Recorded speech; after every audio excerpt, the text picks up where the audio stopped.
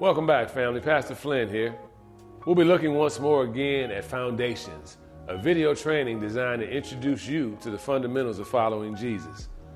Whether you're new to the faith, rebuilding from the ground up, or just learning and growing, we're here to walk with you as you grow. Let me ask you, when you hear the word salvation, what comes to mind? For some, it's the moment they got saved. For others, it's a vague, churchy word they've heard but never really unpacked or understood. Salvation is not just a ticket to heaven.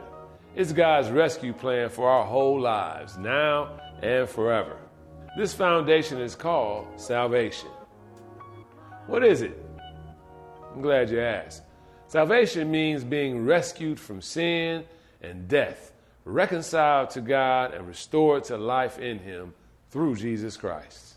At the heart of the gospel is this truth. It's by grace you have been saved through faith, and this is not from yourselves. It is the gift of God. Paul tells us this in Ephesians 2, verses 8 and 9. The Bible highlights the full scope of salvation. One element, or the first element rather, is justification. God declares us righteous through faith in Jesus. Paul tells us this in Romans 5:1. Number two is redemption. Jesus paid the price to free us from slavery to sin. We see it in Mark 10:45. Third is reconciliation, where we are brought back into relationship with God. Paul again shows us this in 2 Corinthians 5:8. Number four is regeneration, where we are made new again, born by the Spirit of God.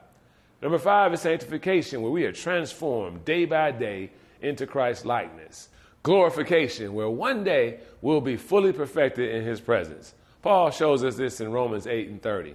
In other words, salvation isn't just about where you'll go when you die. It's about who you become while you live. Why does any of that matter?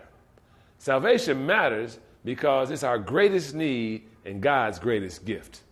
We can't save ourselves. Religion, good works, or even self-help won't bridge the gap between us and God.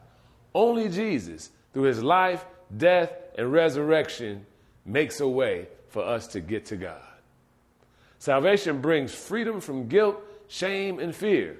It gives us a new identity as children of God. And it assures us that nothing, no sin, no struggle, no power in hell can separate us from His love. Paul shows us this in Romans 8, verses 38 and 39. And if we miss this, we miss the very heart of Christianity. How do we live it? Well, for me, salvation is not just something that happened way back when one day. It's something that is happening right now. When I struggle with sin, I remember I'm justified, not condemned. When I feel weak, I lean on the Spirit's power to sanctify me. When life feels uncertain, I hold on to the promise of glory ahead. Living in salvation means I receive grace daily. I reject condemnation and I walk in forgiveness. I rest in God's power to change me, not my own willpower. What's your next move? Well, here's your next step. Take time this week to reflect on your story of salvation. Write it out or share it with a trusted friend.